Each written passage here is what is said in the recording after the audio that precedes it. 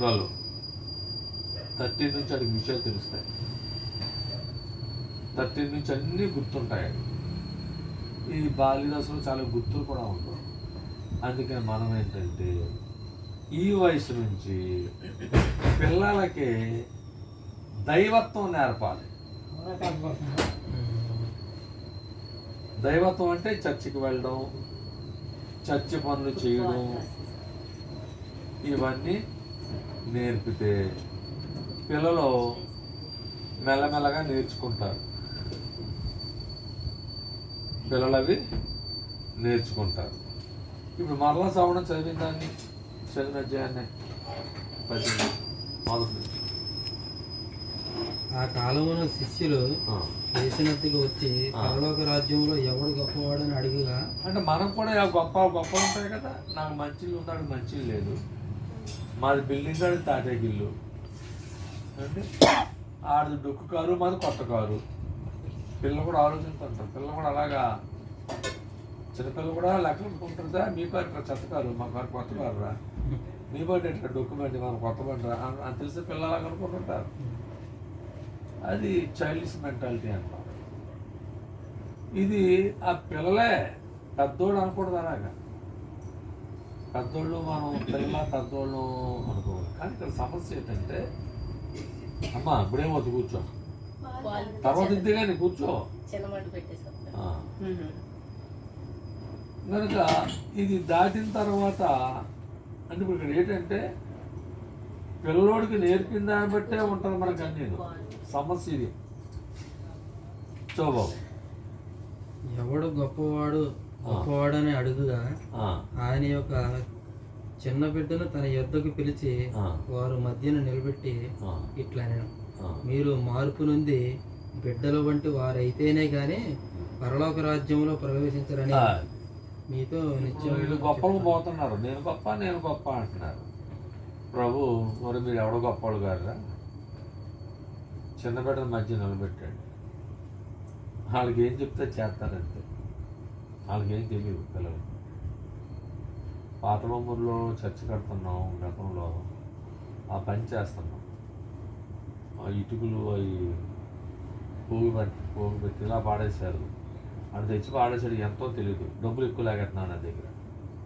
ఇలా కొట్టగానే అయితే డబ్బులు తెలియదు కదా, లెక్క తెలియదు కదా. పోగు కట్టకుండా పోయాడు, టిప్పర్ చేశాడు అనమాట.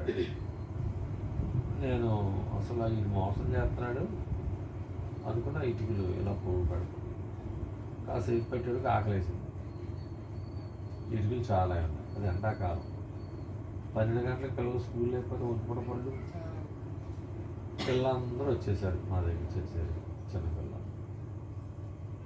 ఆ పెట్లోడు ప్రసాద్ కూడా వస్తుంటే కారు తీసుకొస్తాడు. ఆ చెల్లెలు అందరూ చిన్నపిల్లలు, రాడు చిన్నపిల్లాడే, ఈ వయసు పిల్లలు చిన్న పిల్లలు అన్నమాట. అందులో రమాదేవి అని వాళ్ళ అక్కను చెల్లి, ఆడ చెల్లిను చచ్చిపోయిన అమ్మాయి ఎవరో ఏసు కూతురు. అప్పుడు అది చిన్నపిల్లలు. పెళ్ళాక చనిపోయింది అమ్మాయి. నేనమ్మా మీరు జాగ్రత్తగా ఉండండి, జాగ్రత్తగా పెట్టగలిగితే అందరూ పెద్ద పిల్లలు చెప్పి నేను ఇంటికి వచ్చి భోంచేసేటోడికి చక్కగా అన్నీ మొత్తం ఇటకలన్నీ పేర్చేశారు. నాకైతే రోజు పడద్దు. అది చిన్నపిల్లలు పని చేస్తారు కదా, పోటీ. పెద్దోళ్ళు చేయలేము, మనకెందుకురా లాస్ట్ గారు చేసుకుంటారు. ఇప్పుడు రోజు ఉదయం 4 గంటలే తడుపుకుంటున్నాను. తడుపుకుంటే మా వాళ్ళు మరీ తడుపుకున్న పాస్టర్ అనుకో చూసుకుంటూ పోతున్నారు. మరి మేము అలా చేయలేము. మా పాస్టర్ గారికి మేము అన్ని చర్చికి అన్ని పనులు చేసి పెట్టేవాళ్ళం, తుడిచేవాళ్ళు, అన్నీ చేసేవాళ్ళు. పిల్లగా ఉంటుండగా ఈ రోజు ఈ స్థితిలో ఉన్నామంటే ఆ రోజు చేసేవాళ్ళం. నేను 8th క్లాస్ చదువుతున్నాను. మా చర్చి పాడైపోయింది. మా నాన్నగారు అన్నావు ఆ చర్చి లోతన చర్చి అన్నమాట. దాని చెక్కలు గిక్కలు ఎక్కడి నుంచో గుంటూరు తీసుకొచ్చారు. తీసుకొచ్చి అది ఫిట్ చేయడానికి కూడా డబ్బులు కార్పెంటర్ కానీ మనం ఎందుకు చేయలేము అని అనుకున్నారు. అందులో పెద్ద కొన్నాడు బరువైన చెక్కలు, నట్టు బోల్ట్ పెద్ద పనే ఉంది. పెద్దోడు ఆవిడ ఎత్తి పట్టుకుంటే మేము బోల్ట్ ఎట్టేసేవాడు, ఇంకో నట్టు బిగించేసేవాడు. ఆ పెద్దోళ్ళు లేవు దాన్ని రించులేసి బిగించి మొత్తం కట్టేశాను. అప్పుడు నా వయసు 8th క్లాసు 7th చదువుతున్నాను. మొన్న అది ఇప్పేసి ఇంకా పెద్ద కట్టేస్తున్నాను చర్చి, ఇప్పుడు ₹1,00,000 చర్చి. అది ఇప్పేసినప్పుడు ఐరన్ నేను అవి అమ్మేస్తున్నాను.